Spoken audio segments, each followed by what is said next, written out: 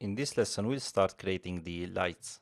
So I will go to Light tab and I will click on Point Light and I will hit enter and place the light somewhere in the viewport, and let's move that up. As you see, the viewport is slowing down, so I can click here to disable all the lights and I will disable and I will place the light. So now it's faster because the viewport is not calculating the light now. Okay, so let's set that here and let's copy and paste that. So I will hit Ctrl and C on the keyboard and Ctrl and V. So I created the second light. I will move the second light somewhere here, somewhere up.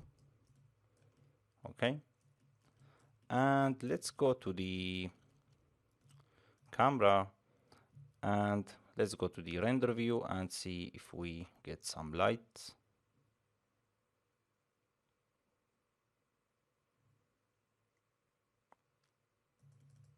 Okay, great.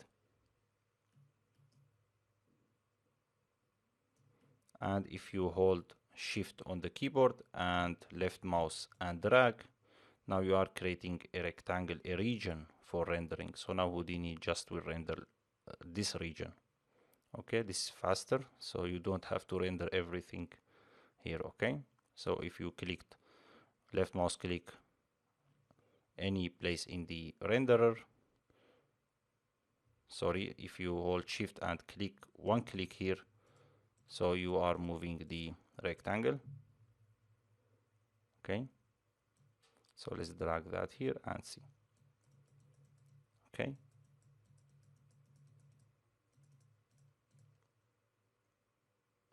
and I will go to the first light and I can increase the light a little bit here, and I can change the color of the light, some warm color. I want to give that some warm color because we have fire here, right? Okay, and for the second light, I think I will decrease that a little bit. Okay. Okay, great. So now let's see the shading. So if I go to material palette, you see here created by Houdini. When we created the fire, this material created by Houdini. If you don't see that, you can create one from here. Okay, and this flame material assigned to the pyro import node. So if you select that and come to render, and you will see the flame material assigned here. Okay,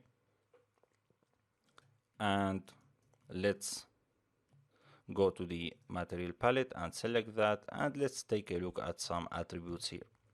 So let's drag a rectangle again here, or let's move the time slider a little bit more here so we can see more fire and more smoke in the renderer. Okay, so let's drag a rectangle here.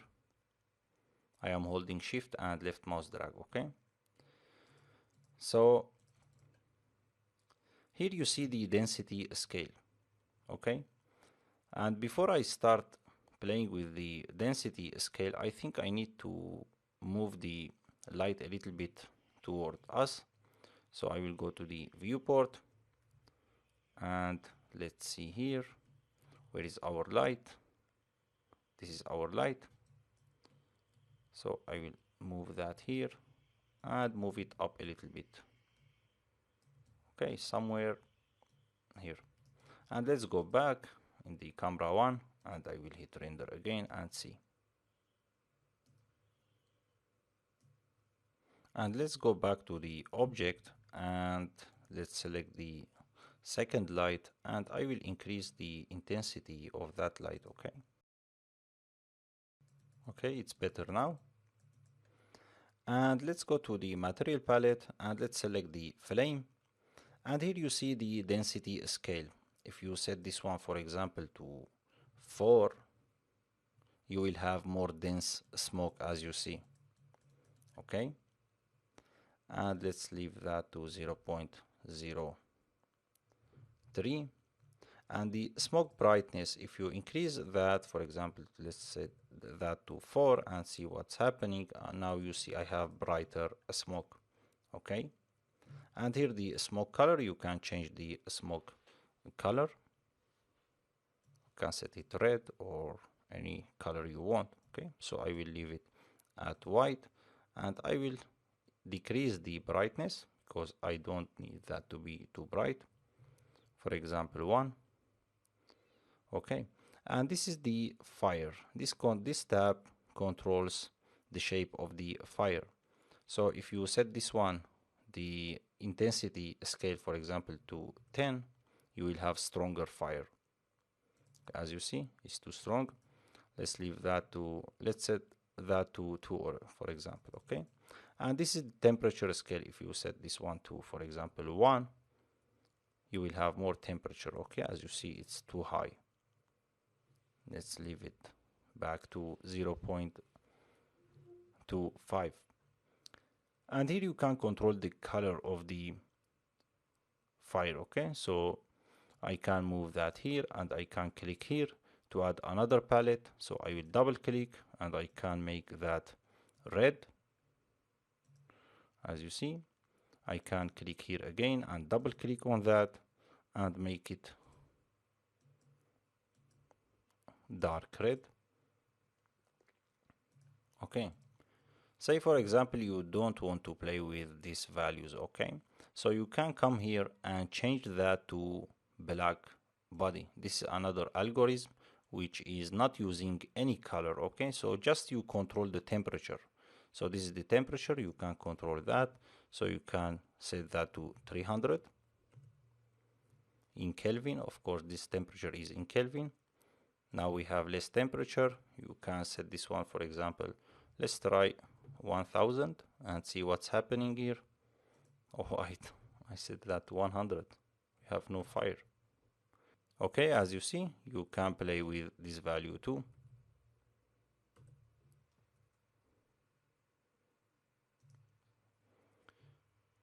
Okay, but in my case, I will choose the ramp and I will set some values here. So I will set that to a little bit more red.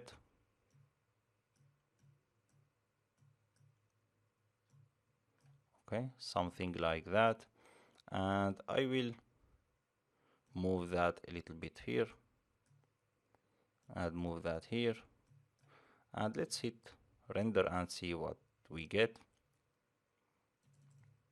Okay, and let's see here. I will set the intensity scale for the fire back to 3.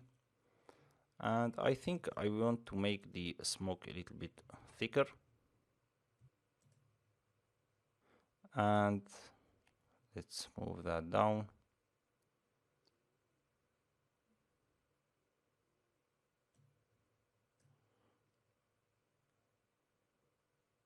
Let's move this by, you can delete that by holding this little icon and drag it down. So we removed that. Okay, and I will move that a little bit here and this one here. Let's move that here, and let's see if we missed something. This is the shadow. You can set that to 0, so you will have no shadow on the smoke. This one, set this one to 1. Okay. Okay, so another thing we need to do, as you know, the fire emits light, right? But our fire does not emit light until now. So let's create a light now. So I will go to object. So I will select the pyro because this is our cache. Okay, so I will select the cache, and here you will see we have volume light. This will allow your fire to emit light in the scene. So let's go to the scene view for safety and let's select that and let's click on volume light. Okay, so as you see now I have a volume light. If you select that, you will see here I have the path for the pyro, which is this one. Okay, so let's select the volume light and let's go to render view and let's hit render and see if we get some lights. Okay, as you see now we get some lights. So I will select that and I will go up a little bit. Of course here you can control the light of the volume. So if you set this one to 2, now your fire will emit more light in the scene. Okay. So you have everything like the normal light. Okay. And another thing you notice here, we have a lot of noise, right? So select the volume light and increase that to 3. So you get rid of most of the noise in this area. Okay. And let's create a material for the ground and for the tire. So I will go to material palette and I will select this principal one, and let's go to material tab and let's call that tire material, and let's copy and paste that, and let's call this one ground.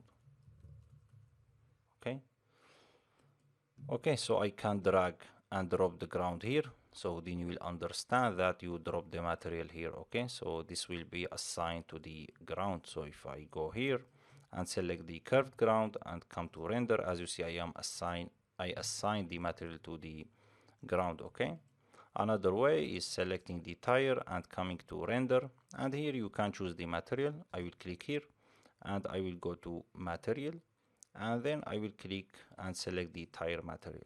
Okay, let's go back, and the tire material I will set that to black color, and I will set this one to 1 because I don't want to reflect, I don't want to add specular to the tire, and the roughness of course 0, and the reflectivity I prefer set that to 0.01 or leave that at 0 because in any way we don't see the tire very well. Okay, and the ground, let's go back and set dark color for the ground too, something like that, and let's hit render and see what we get.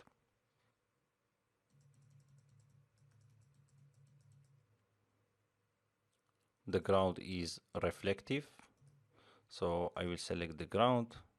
As you see it's reflective, so I will set the specular to 1 and this one to 0 and the reflectivity to 0, and let's try again and see what we get now. I think the ground is too dark, so I will select the ground and go back here, and I will make it lighter. So let's see.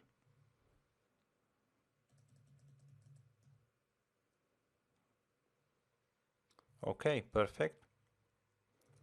And let's go to the rendering tab to out, and here you will see the mantra node. This is responsible for rendering, so I will select that, and here you can increase the samples. So if you want to get rid of most of the noise, so I will set this one to 4 and this one to 4. Okay, and you can increase the volume quality here by setting this one to 2, but the render time will increase. Okay, be careful about that. And that's it for, I think that's it for the mantra node.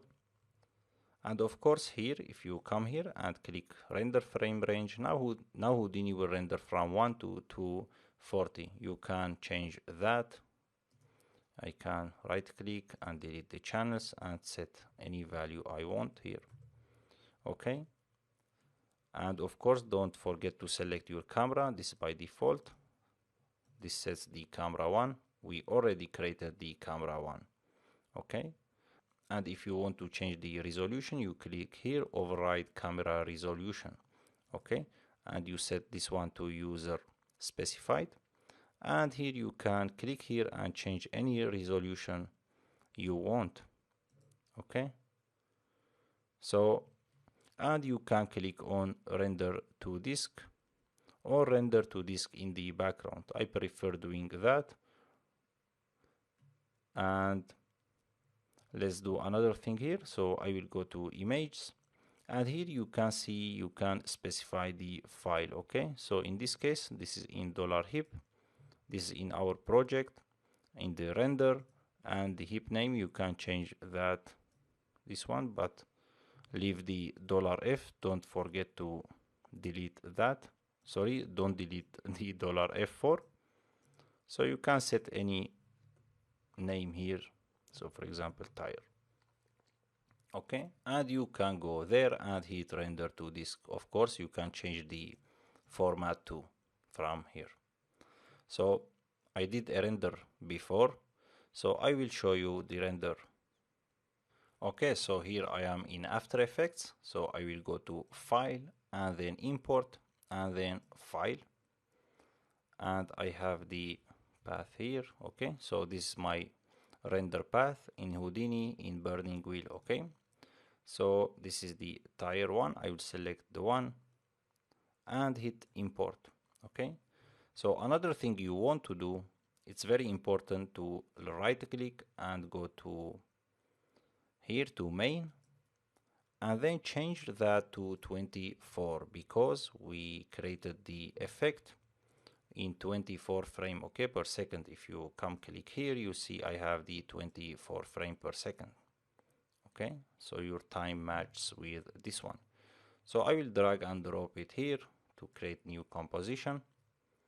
Okay, so now we are missing the glow because, as you know, the fire emitting some glow. Okay, so you come here and click in the effects glow and drag and drop the glow here. You can drag and drop it on this layer. Okay, and I can change the radius. I can set the threshold. Okay, and let's see the glow intensity, something like that. And the radius, I think I will change the radius a little bit more. Okay, so I hope you enjoyed, guys, and I will see you in the next lesson.